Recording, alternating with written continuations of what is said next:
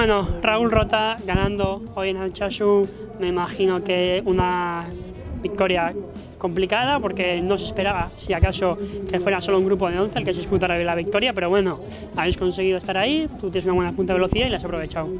Sí, bueno, ha sido una carrera de eliminación bastante dura y nada, pues en los últimos kilómetros hemos conseguido pillar a Iribar, que iba en solitario, y nada, al final hemos podido rematar y nada, la verdad que muy contento. ¿Habéis ver la victoria al Caja en casa? Sí, bueno, queríamos probar algo diferente de cara al final y he hablado con Dylan y nada, le he dicho que en el último kilómetro que arrancara y pues yo he salido a su rueda y pues hemos sacado unos metros y ya los hemos mantenido hasta meta. Sorionak, eskerrik y Sorionak. Muchas gracias.